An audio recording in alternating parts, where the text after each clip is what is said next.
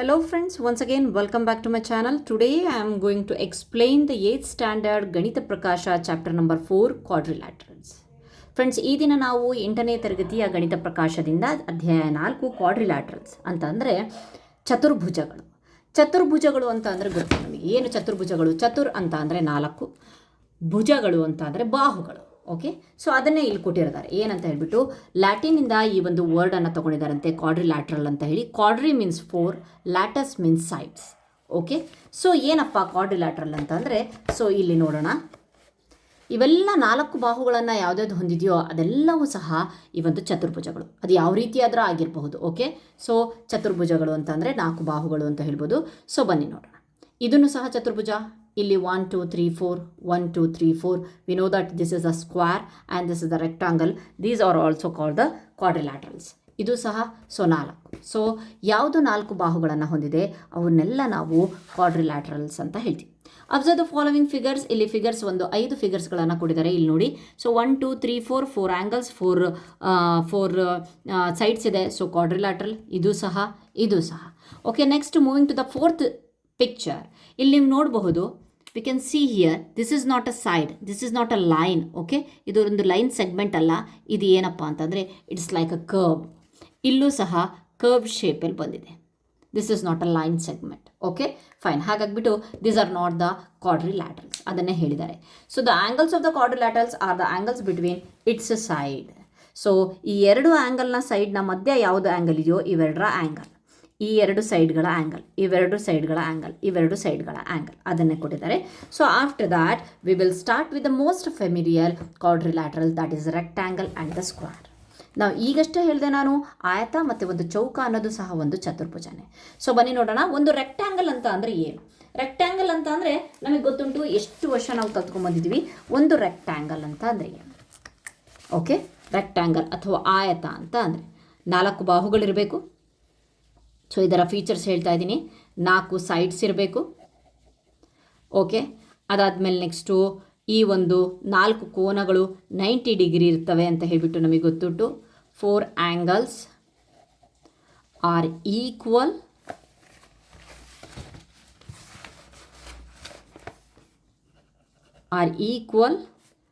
And they are 90 degree.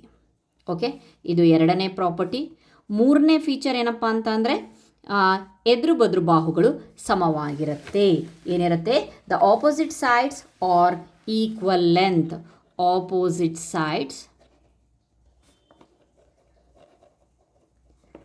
R equal length. ಏನು ಹಂಗಂತ ಅಂದರೆ, ಈಕ್ವಲ್ ಲೆಂತ್ ಅಂದರೆ ಇದು 5 ಸೆಂಟಿಮೀಟರ್ ಆದರೆ ಇದು ಸಹ 5 centimetre. If it is as 2 centimetre then the opposite side is 2 centimetre. Okay, ಈ 3 ಪ್ರಾಪರ್ಟಿಯನ್ನು ನೆನ್ಪಿಟ್ಕೊಳ್ಳಿ, ಲಕ್ಷಣಗಳನ್ನು ನೆನ್ಪಿಟ್ಕೊಳ್ಳಿ. ಸೊ ಕಂಟಿನ್ಯೂ ಮಾಡೋಣ. The rectangle is a quadrilateral in which the angles are all the right angles, that is 90 degree and the opposite sides are of the equal length. Okay, fine. ಅದನ್ನೇ ಹೇಳಿದ್ದಾರೆ. Are there other ways to define a rectangle? ಇದು ಬಿಟ್ಟು ಏನಾದರೂ ಬೇರೆ ಏನಾದರೂ ಇದೆಯಾ ರೆಕ್ಟ್ಯಾಂಗಲನ್ನು ನಾವು define ಮಾಡೋಕ್ಕೆ ಅಂತಂದರೆ, ಸೊ ಎರಡನ್ನೂ ಸೇರಿಸ್ಬಿಟ್ಟು ಹೇಳ್ಬೋದು. ಏನಂತ ಹೇಳ್ಬಿಟ್ಟು, ಯಾವ ಆಕೃತಿ 4 ಬಾಹುಗಳನ್ನು ಹೊಂದಿರುತ್ತೆ, ಆಮೇಲೆ 4 ಕೋನಗಳು 90 ಡಿಗ್ರಿ ಇರುತ್ತೆ, ಮತ್ತು ಎದುರು ಬದ್ರು ಅಭಿಮುಖ ಬಾಹುಗಳು ಸೇಮ್ ಲೆಂತ್ ಆಗಿರುತ್ತೆ, ಅದನ್ನು ನಾವು ರೆಕ್ಟ್ಯಾಂಗಲ್ ಅಂತ ಹೇಳ್ತೀವಿ ಅಂತ ಹೇಳ್ಬಿಟ್ಟು ಡಿಫೈನ್ ಮಾಡಿದೆ. 2 ಸೇರಿಸಿಬಿಟ್ಟು ಬರೆದರೂ ಸಹ ಅಲ್ಲಿ ಆಯಿತು. ನೆಕ್ಸ್ಟ್ ಇಲ್ಲಿ ಒಂದು ಕಾರ್ಪೆಂಟರ್ ಪ್ರಾಬ್ಲಮ್ ಇದೆ. ಸೊ ಬನ್ನಿ, ಒಂದು ಕಾರ್ಪೆಂಟರ್ ಅಂತ ಅಂದರೆ ಬಡಗಿ. ಓಕೆ, ಮರದಲ್ಲಿ ಕೆಲಸಗಳನ್ನು ಮಾಡ್ತಾರಲ್ಲ ಅದನ್ನು ನಾವು ಕಾರ್ಪೆಂಟರ್ ಅಂತ ಹೇಳ್ತೀವಿ. ಆ carpenter needs to put together 2 thin strips of the wood. Okay, as shown in the figure 1. ಅವನು 2 ಮರದ ಕಟ್ಟಿಗೆಗಳನ್ನು ಈ ರೀತಿಯಾಗಿ ಜೋಡಿಸಬೇಕಂತೆ. So that when a thread is pass through their end points it forms a rect. ಯಾವ ರೀತಿಯಾಗಿ ಜೋಡಿಸ್ಬೇಕಂತೆ? 2 ಮರದ ಒಂದು ಕೋಲುಗಳನ್ನು ಕರೆಕ್ಟಾಗಿ ಅದರ ಒಂದು ಎಂಡ್ ಪಾಯಿಂಟಿಗೆ ಒಂದು ರೆಕ್ಟ್ಯಾಂಗಲ್ ಫಾರ್ಮ್ ಆಗತ್ತಂತೆ. Okay, fine. ಇದು 2 ಕೋಲುಗಳು ಅಂದ್ಕೊಳ್ಳಿ. ಸೊ ವುಡ್ ಸ್ಟ್ರಿಪ್ ಅಂತ ಅಂದ್ಕೊಳ್ಳಿ. ಸೊ ಈ ರೀತಿಯಾಗಿ ಯಾವ ರೀತಿಯಾಗಿ ನೀವು ಇಡ್ತೀರೋ ಅಲ್ಲಿಂದ ಒಂದು ಹೀಗಿಟ್ರೆ ಇಲ್ಲಿಂದ ಒಂದು ರೆಕ್ಟ್ಯಾಂಗಲ್ ಫಾರ್ಮ್ ಆಗಬೇಕು, ಆಯತ ಫಾರ್ಮ್ ಆಗಬೇಕು. Okay, she already has 8 centimetre long strip. ಒಂದನ್ನು ಕೊಟ್ಟಿದ್ದಾರೆ, ಎ ಸಿ ಅಂತ ಅಂದರೆ 8 ಸೆಂಟಿಮೀಟರ್ ಅಂತ ಕೊಟ್ಟಿದ್ದಾರೆ. What should be the length of the other strip? ಇದು 8 ಸೆಂಟಿಮೀಟರ್ ಆದರೆ ಇದನ್ನು 8 ಸೆಂಟಿಮೀಟರ್ ಇರಬಹುದು ಅಂತ ಹೇಳ್ಬೋದು. ಯಾಕೆ ಇರಬಹುದು? 7 ಸೆಂಟಿಮೀಟರ್ ಇರ್ಬೋದು, 7.5 ಸೆಂಟಿಮೀಟರ್ ಇರ್ಬೋದು. ಅವನು ಕ್ಲೀನಾಗಿ ಒಂದು ಆಯತ ಬರಬೇಕು ಅಂತಂದರೆ ಏನು ಹೀಗಿಡಬೇಕು, ಹೀಗಿಡಬೇಕು, ಹೇಗಿಡಬೇಕು ಅನ್ನೋದು ಅವನಿಗೆ ಬಿಟ್ಟಿದ್ದು ಅಲ್ವಾ. ಸೊ ಹಾಗಾಗಿ ಬಿಟ್ಟು ಅದನ್ನು ಕಂಡುಹಿಡಿಯೋದು ನಮಗೆ ಬಿಟ್ಟಿದ್ದು. Wear should they both B joined? Okay, ಬನ್ನಿ ಇಲ್ಲಿ ಕೆಲವೊಂದು ಕ್ವಶನ್ಸ್ಗಳನ್ನು ಕೊಟ್ಟಿದ್ದಾರೆ. ಏನಪ್ಪ ಅಂತಂದರೆ what is the length of the other diagonal. First ನಾವು ಕ್ವಶನನ್ನು ನೋಡ್ಕೊಳ್ಳೋಣ. ದಟ್ ಎ ಸಿ ಗೊತ್ತುಂಟು, ಬಿ ಡಿ ಗೊತ್ತಿಲ್ಲ. ಓಕೆ, ಬನ್ನಿ ನೋಡೋಣ. Okay fine, let me draw rectangle here. So ಒಂದು ಆಯತವನ್ನು ನಾನು ಬಿಡಿಸ್ಕೊಳ್ತಾ ಇದ್ದೀನಿ. ಏನು ನಿಮ್ಮ ಟೆಕ್ಸ್ಟ್ ಬುಕ್ಕಲ್ಲಿ ಇದೆಯಲ್ವಾ ಅದೇ ಆಯತವನ್ನು ಬಿಡಿಸ್ತಾ ಇದ್ದೀನಿ. ಓಕೆ,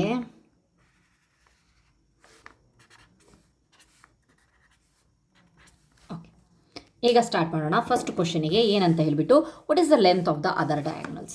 ಸೊ ಡಯಾಗ್ನಲ್ಸ್ ಅಂತ ಅಂದರೆ ಏನಪ್ಪ ಅಂತಂದರೆ ಇಲ್ಲಿ ನೀವು ನೋಡಬಹುದು, ಇಲ್ಲಿ ಕೊಟ್ಟಿದ್ದಾರೆ for the they are the diagonals of the quadrilateral formed by their end points. ಏನು ಎಂಡ್ ಪಾಯಿಂಟ್ಸಿಂದ ನಾವು ಜಾಯಿನ್ ಮಾಡ್ತಾ ಇದ್ದೀವಲ್ಲ ಇದನ್ನು ನಾವು ಕರ್ಣಗಳು ಅಥವಾ ಡಯಾಗ್ನಲ್ಸ್ ಅಂತ ಹೇಳ್ತೇವೆ. ಸೊ ಮತ್ತೊಂದ್ಸಲಿ ಹೇಳ್ತಾ ಇದ್ದೀನಿ, ಇದರೊಳಗಡೆ ಸೈಡ್ಸ್ ಯಾವುದಪ್ಪ ಅಂತಂದರೆ ಸೈಡ್ಸು ಅಂತ ಕೇಳಿದ್ರೆ ನೀವೇನು ಬರಿಬೇಕಪ್ಪ ಅಂತಂದರೆ A D, okay, D C, C B and B A. Okay, diagonals ಅಂತ ಅಂದರೆ ನೀವೇನು ಬರಿಬೇಕಪ್ಪ ಅಂತ ಅಂದರೆ the diagonals are B D A C and B D. ನಿಮಗೆ ಡಿಫ್ರೆನ್ಷಿಯೇಟ್ ಗೊತ್ತಿರಬೇಕು, ಸೈಡ್ಸ್ ಅಂತ ಅಂದರೆ ಏನು, ಡಯಾಗ್ನಲ್ಸ್ ಅಂತ, ಅದಕ್ಕೆ ಬರೆದಿರೋದು. ಸೊ ಬನ್ನಿ ಫಸ್ಟ್ ಕ್ವಶನಿಗೆ ನಾವು ಉತ್ತರವನ್ನು ಹುಡ್ಕೋಣ.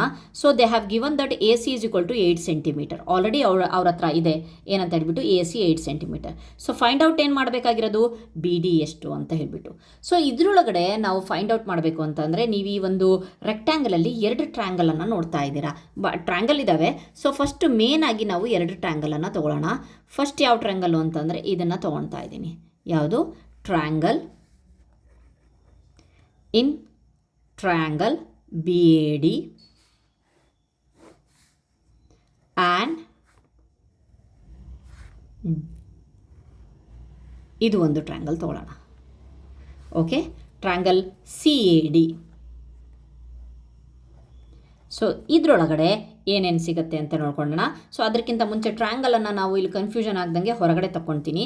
ಫಸ್ಟು ಇದಿದೆ, ಚಿಕ್ಕದಾಗೆ ಬಿಡಿಸ್ಕೊತೀನಿ.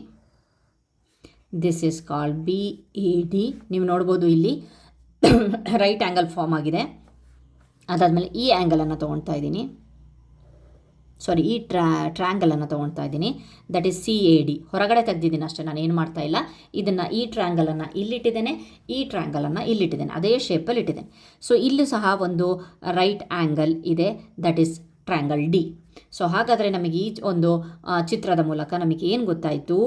V know that is A is equal to ಕೋನ D is equal to 90 degree. Angle A is equal to angle D is equal to 90 degree. Okay, ಚಿತ್ರದಲ್ಲೇ ಡೈರೆಕ್ಟಾಗಿ ಕಾಣಿಸ್ತಾ ಇದೆ. ಸೊ ಹಾಗಾದರೆ ಅದಕ್ಕೆ ಒಂದು ಕಾಮನ್ ಆಗಿರುವಂಥ ಸೈಡ್ ಇದೆ, that is A D is equal to A D. Fine, common side ಇದೆ ಎರಡಕ್ಕೂ. ಓಕೆ, ಇಲ್ಲೇ ನೋಡ್ಬೋದು A D common. Okay, that is common side. Okay fine. Next ಇದನ್ನು ಒಂದು ಬೇಸ್ ಮೇಲೆ ಇಟ್ಕೊಂಡು ನಾವು A B is equal to C D ಅಂತಲೂ ಹೇಳ್ಬೋದು. ಬಿಕಾಸ್ ನಾವು ಈಗಷ್ಟೇ ಹೇಳಿದ್ವಿ the opposite sides are of the equal length in rectangle opposite sides equal ಅಲ್ವಾ. A B is equal to C D ಬರೆದ್ವಿ. Okay, opposite sides of rectangle. Okay, ಈ ಒಂದು ಪ್ರಾಪರ್ಟಿಯನ್ನು ಯೂಸ್ ಮಾಡಿಕೊಂಡು ಇದು. So on this basis you can see that 2 sides ಇದೆ, ಒಂದು angle ಇದೆ. ಸೊ 2 ಸೈಡ್ಸ್ ಇದೆ, ಒಂದು ಆ್ಯಂಗಲ್ ಇದೆ ಅಂತಂದರೆ in the last year 7th standard we have already learned about the congruence. Okay, on that basis it is proved that triangle B A D is congruent to triangle CAD by SAS. It means side angle side. So ಇಲ್ಲಿ ಒಂದು word ಬಂತು, that is ಕಾಂಗ್ರುಯೆನ್ಸ್ ಅಂತ ಹೇಳಿ. So ಆ ಕಾಂಗ್ರುಯೆನ್ಸನ್ನು ಹೇಳಬೇಕು ಅಂತಂದರೆ first ಇದನ್ನು ತಿಳ್ಕೊಬೇಕು ಅಂತಂದರೆ ನಿಮಗೆ ಬೇಸಿಕಲ್ಲಿ ಕಾಂಗ್ರುಯೆನ್ಸ್ ಅಂದರೆ ಏನು ಅಂತ ಹೇಳಿಬಿಟ್ಟು ತಿಳ್ಕೊಬೇಕು. ಅಲ್ವಾ. ಕಾಂಗ್ರುಯೆನ್ಸಿ ಏನಪ್ಪ ಅಂತಂದರೆ the two pictures which are equal in the shape and equal in the size. Same shape same size, simple. Same shape same size. Okay, ಅದನ್ನು ತೋರ್ಸೋಕ್ಕೋಸ್ಕರ ನಾನೊಂದು ತೋರಿಸ್ತೀನಿ ನೋಡಿ. ಓಕೆ, ಫಸ್ಟ್ ಒಂದು ಲೈನನ್ನು ತೋರಿಸ್ತಾ ಇದ್ದೀನಿ. ಸೊ ಕಾಂಗ್ರುಯೆನ್ಸ್ ಅಂದರೆ ಏನು ಅದನ್ನು ನೆನಪು ಮಾಡ್ತಾ ಇದ್ದೀನಿ. ಸೊ ಅದ್ರ ಮೇಲೆ ಇನ್ನೊಂದು ಲೈನನ್ನು ನಾನು ಪ್ಲೇಸ್ ಮಾಡ್ತಾ ಇದ್ದೀನಿ. Okay, fine. Can U C the first line here? ನೀವು ಫಸ್ಟ್ ಲೈನ್ ಇನ್ನೇನು ಇಟ್ಟಿದ್ರಲ್ವಾ, ಅದು ಕಾಣಿಸ್ತಾ ಇದೆಯಾ? ಇಲ್ಲ ಅಲ್ವಾ. ಯಾವ ರೀತಿಯಾಗಿ ಎರಡನೇ ಒಂದು ಲೈನ್ ಫಿಟ್ ಆಗಿದೆ ಅಂತ ಅಂದರೆ ಒಂದರ ಲೈನ್ ಮೇಲೆ, ಸೊ ಏನೂ ಒಂದು ವ್ಯತ್ಯಾಸನೇ ಇಲ್ಲ. ಸೊ ಇದು ಸೇಮ್ ಶೇಪ್ ಇದೆ, that is line only. Okay, straight line. So same size ಇದೆ. ಸೊ ಇದು so that's why these two lines are congruence to each other. ಎರಡಕ್ಕೂ ಸಹ ಸರ್ವಸಮತೆ ಅಂತ ಕನ್ನಡದಲ್ಲಿ ಹೇಳ್ತೀವಿ. ಸೊ ಸರ್ವಸಮತೆಯನ್ನು ಹೊಂದಿದೆ. So shape same, size same. ಹಾಗಾಗಿಬಿಟ್ಟು ಫಸ್ಟ್ನೇ ಒಂದು ಪಿಕ್ಚರ್ ಕಾಣಿಸ್ತಾನೆ ಇಲ್ಲ, ಯಾವಾಗ ಸೆಕೆಂಡ್ ಪಿಕ್ಚರನ್ನು ನಾನು ಇಡ್ತಾ ಇದ್ದೀನಿ. ಸೊ ಹಾಗಾದರೆ ನೀವು ಹೇಳ್ಬೋದು ಕಾಂಗ್ರುಯೆಂಟ್ ಅಲ್ಲ ಅಂತ ಅಂದರೆ ಹೇಗೆ ಅಂತ ಹೇಳಿಬಿಟ್ಟು. ಸೊ ಅದಕ್ಕೆ ಇನ್ನೊಂದನ್ನು ಇಡ್ತಾ ಇದ್ದೀನಿ. ಇಲ್ಲಿ ನೋಡಿ, ಫಸ್ಟ್ನೇ ಸ್ಟ್ರೈಟ್ ಲೈನ್ ಇದಿದೆ. ಸೊ ಈಗ ನಾನು ಸ್ಟ್ರೈಟ್ ಲೈನನ್ನು ಇಡ್ತಿದ್ದೀನಿ which is not in the same size. Shape ಏನೋ ಸೇಮ್ ಇದೆ, shape is nothing but straight line only, but size ನೋಡಿ ಎರಡನೇ ಲೈನು. ಸೊ ಅದರ ಮೇಲೆ ಕೂರ್ತಾ ಇದೆಯಾ, ಇದು ದೊಡ್ಡದಿದೆ. ಹಾಗಾಗಿಬಿಟ್ಟು they are not congruent with each other. Okay, next ಇನ್ನೊಂದನ್ನು ತೋರಿಸ್ತೀನಿ ಕಾಂಗ್ರುಯೆನ್ಸಿಗೆ ರಿಲೇಟೆಡ್ ಆಗಿ. ನಿಮ್ಮ ಒಂದು ಕನ್ಫ್ಯೂಷನ್ ಇರಬಾರ್ದು, ಯಾಕಂದರೆ ಬೇಸಿಕ್ಕಲ್ಲೇ ನಿಮಗೆ ಗೊತ್ತಾಗ್ಬಿಡಬೇಕು ಏನು ಕಾಂಗ್ರುಯೆನ್ಸ್ ಅಂತಂದರೆ. ಇಲ್ಲಿ ನಾನು ಒಂದು ಸ್ಕ್ವೇರನ್ನು ತೊಗೊಂಡಿದ್ದೇನೆ. ಸೊ ಈಗ ನಾನು ಇನ್ನೊಂದು ಸ್ಕ್ವೇರನ್ನು ಅದರ ಮೇಲೆ ಇಡ್ತಾ ಇದ್ದೀನಿ. ಓಕೆ, ನೋಡಿ.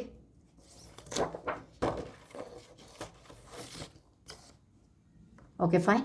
ನೋಡಬಹುದು ಯಾವ ರೀತಿಯಾಗಿದೆ, exactly congruent with each other.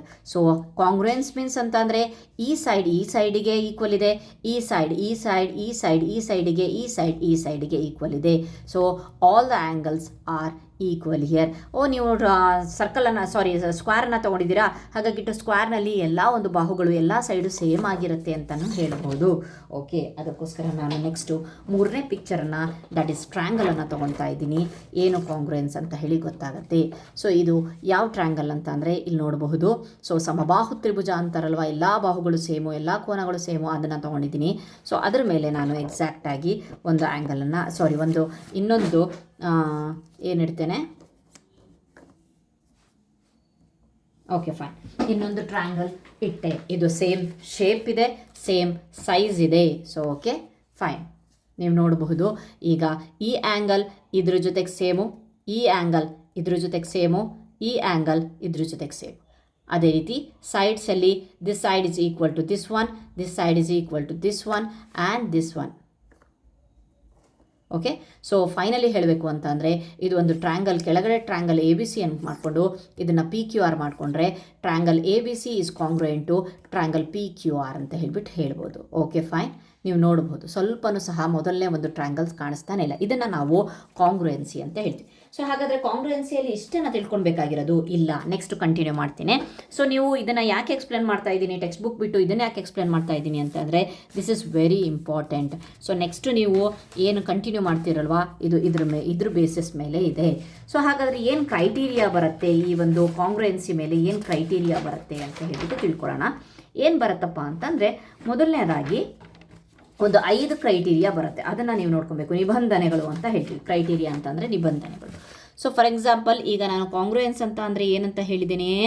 So 2 triangle ಇರುತ್ತೆ. ಕೈಯಿಂದ ಬಿಡಿಸ್ತಾ ಇದ್ದೀನಿ, ಸ್ವಲ್ಪ ಹೆಚ್ಚು ಕಡಿಮೆ ಆಗಬಹುದು. This one is A B C P Q R ಅಂದಾಗ ಸೊ ಇದು 2 ಸೆಂಟಿಮೀಟರ್ ಅಂದರೆ A B is equal to P Q. Okay, which is 2 centimetre. Okay, here angle AC is equal to PR. Sorry, angle ಅಲ್ಲ, side AC is equal to PR. ಇದು ಒಂದು ವೇಳೆ 5 centimetre ಆದರೆ this one is also 5 centimetre. Okay, both are 5 centimetre. Okay, now the side BC is equal to QR. Okay, fine. ಇದು ಇದ್ರ ಜೊತೆಗಿರುತ್ತೆ, ಇದು ಇದ್ರ ಜೊತೆಗಿರುತ್ತೆ, ಇದು ಇದ್ರ ಜೊತೆಗೆ ಈಕ್ವಲ್ ಆಗಿರುತ್ತೆ.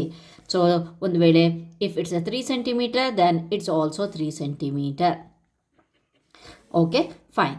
Now angle A is equal to angle P, angle B is equal to angle Q, angle C is equal to angle R. ಯಾವುದ್ಯಾವುದೋ angle ಜೊತೆಗೆ ನಾವು ಯಾವುದನ್ನು ಸಹ ನಾವು ಇಡೋ ಹಾಗಿಲ್ಲ. ನೀವು ನೋಡಿದ್ರಿ ಏನಂತ ಹೇಳಿಬಿಟ್ಟು ಈ ಆ್ಯಂಗಲ್ ಜೊತೆಗೆ ಇದನ್ನೇ ನಾನು ಈಕ್ವಲ್ ತೋರಿಸಿದ್ದು, ಈ ಆ್ಯಂಗಲ್ ಜೊತೆಗೆ ಇದನ್ನೇ ತೋರಿಸಿದ್ದು, ಈ ಆ್ಯಂಗಲ್ ಜೊತೆಗೆ ಇದು. ಸೊ ಸೈಡ್ಸೂ ಅಷ್ಟೇ ಒಂದು ಕರೆಕ್ಟಾಗಿ ನಾವು ಇಟ್ವಿ ಅಂತ ಅಂದರೆ ಸೊ ಅದು ಕಾಂಗ್ರುಯೆಂಟ್ ಆಗಬೇಕು ಅಂತ ಅಂದರೆ ಎಕ್ಸಾಕ್ಟಾಗಿ ಅದರ ಮೇಲೆ ಆ ಒಂದು ತ್ರಿಭುಜನ ಇಡಬೇಕು. ನೀವು ಆ ರೀತಿಯಾಗಿ ನೀವು ಪ್ಲ್ಯಾನ್ ಮಾಡ್ಕೋಬೇಕು. Okay fine. ಇದರೊಳಗಡೆ ಕೆಲವೊಂದು ಕ್ರೈಟೀರಿಯಾ ಇದೆ. The first criteria is S S S, side side side. So ಅದನ್ನು ನೋಡ್ಕೊಂಡು ಹೋಗೋಣ, ಒಂದೊಂದೇ ಹೇಳ್ತೇನೆ. So again will take A B C. 2 ಟ್ರ್ಯಾಂಗಲನ್ನು ತೊಗೊಳ್ಲೇಬೇಕಲ್ವಾ. ಪಿ ಕ್ಯೂ ಆರ್ ಚಿತ್ರ ಸೈಜನ್ನು ನೋಡಬೇಡಿ, ನಾನು ಕೈಯಲ್ಲಿ ಬಿಡಿಸ್ತಾ ಇರೋದು. ಸೊ ಇಲ್ಲಿ ಸೈಡ್ ಅಂತ ಅಂದರೆ ಆಲ್ರೆಡಿ ನಾನು ಈಗ ತೋರಿಸಿದ್ನಲ್ಲ ಅದೇ ರೀತಿ ಈ ಸೈಡ್ ಜೊತೆಗೆ ಈ ಸೈಡ್ ಜೊತೆಗೆ ಈ ಸೈಡ್ ಜೊತೆಗೆ ಈಕ್ವಲ್ ಆಗಿದ್ದರೆ then both triangle A B C is congruent to triangle P Q R ಅಂತ ಹೇಳಿ ಬರೆದು ಬೈ ಎಸ್ ಎಸ್ ಎಸ್. ಇಲ್ಲಿ ಸೈಡ್ ಅಷ್ಟೇ ಹೇಳ್ತಾ ಇರೋದು. ಸೆಕೆಂಡ್ ಕ್ರೈಟೀರಿಯಾದಲ್ಲಿ ಏನು ಬರುತ್ತೆ, ಎಸ್ ಎ ಎಸ್. ಎಸ್ ಅಂತ ಅಂದರೆ ಸೈಡ್, ಎ ಅಂದರೆ ಆ್ಯಂಗಲ್, ಎಸ್ ಅಂತ ಅಂದರೆ ಸೈಡ್. ಬಾ ಕೋಬಾ 7th ಸ್ಟ್ಯಾಂಡರ್ಡಲ್ಲಿ ನೀವು ಕನ್ನಡ ಮೀಡಿಯಮಲ್ಲಿ ಇದ್ದರೆ ಅದನ್ನು ಬಾ ಕೋಬಾ ಅಂತ ಹೇಳ್ಬಿಟ್ಟು ಹೇಳ್ತಾರೆ. ಬಾಹು ಕೋನ ಬಾಹು. ಓಕೆ, ಇಲ್ಲೂ ಸಹ ಯಾವ ರೀತಿಯಾಗಿರುತ್ತಪ್ಪ ಅಂತ ಅಂದರೆ ಇಲ್ಲಿ ಟ್ರ್ಯಾಂಗಲ್ ಇರುತ್ತೆ, ಇಲ್ಲಿ ಇನ್ನೊಂದು ಟ್ರ್ಯಾಂಗಲ್ ಇರುತ್ತೆ. ಇದು A B C and this one is P Q R only.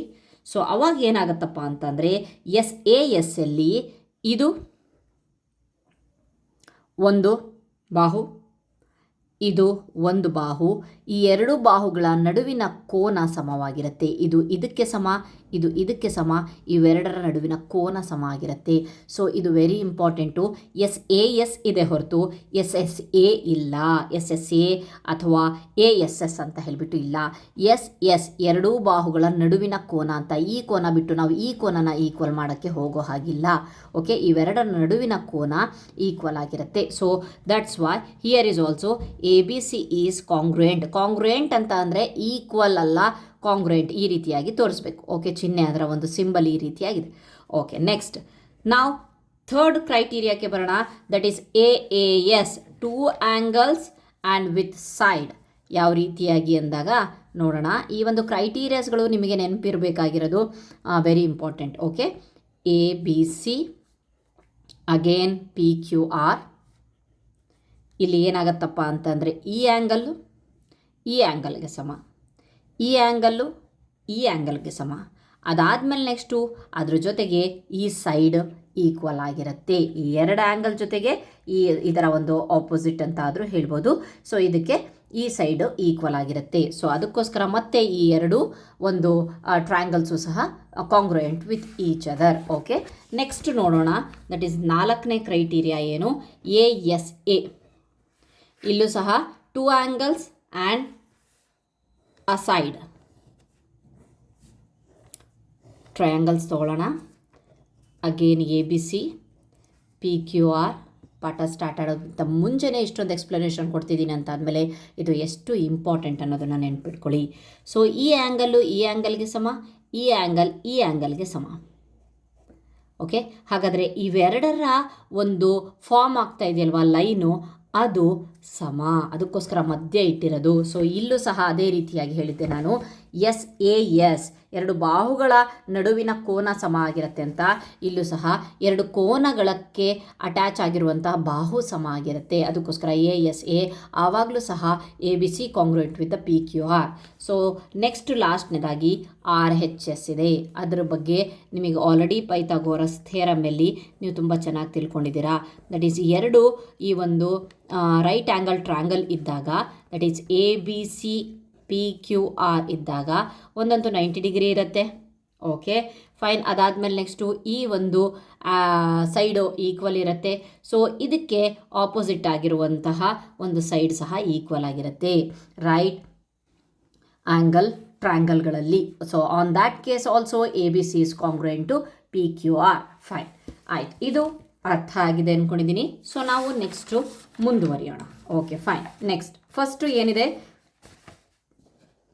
Okay ಈಗ ಮತ್ತೆ ಎಲ್ಲಿ ಬಿಟ್ಟಿದ್ವು ಅಲ್ಲಿಂದನೇ ಸ್ಟಾರ್ಟ್ ಮಾಡೋಣ. ಬೈ ಎಸ್ ಎ ಎಸ್ ಅಂತ ಹೇಳಿಬಿಟ್ಟು. ಎಸ್ ಎ ಎಸ್ ಅಂತ ಅಂದರೆ ಇಲ್ಲಿ ಕೊಟ್ಟಿದ್ದೇವಲ್ವಾ, S A S, S A S.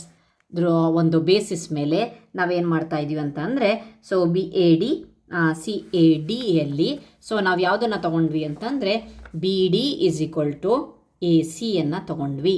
ಇದು ಕಾಂಗ್ರುಯೆನ್ಸ್ ಮೇಲೆ ತೋರಿಸ್ಕೊಂಡು BD = AC like BD AC. Okay fine. ಹಾಗಾದರೆ AC 8 ಸೆಂಟಿಮೀಟರ್ ಆದರೆ BD ನಾವು ಸರ್ಚ್ ಮಾಡೋಕ್ಕೆ ಕೊಟ್ಟಿದ್ವಲ್ವಾ, BD is also 8 centimetre. First ಕ್ವಶನಿಗೆ answer the length of other diagonal that is 8 centimetre only. Okay fine. Next question ನೋಡೋಣ. What is the point of intersection of the 2 diagonals? Next ಕ್ವಶನನ್ನು ನೋಡೋಕ್ಕಿಂತ ಮುಂಚೆ so already ನಾವಿಲ್ಲಿ ಬೇಸಿಕನ್ನು ಭಾಳ ಇದು ಮಾಡ್ಕೊಂಡ್ವಿ. So ಇದನ್ನು ಸಹ ನೆಕ್ಸ್ಟ್ ಒಂದು ವೀಡಿಯೋದಲ್ಲಿ ಸೆಕೆಂಡ್ ಮತ್ತು ಥರ್ಡ್ ಕ್ವಶನನ್ನು ಕಂಪ್ಲೀಟ್ ಮಾಡ್ತೇನೆ. Thank you friends.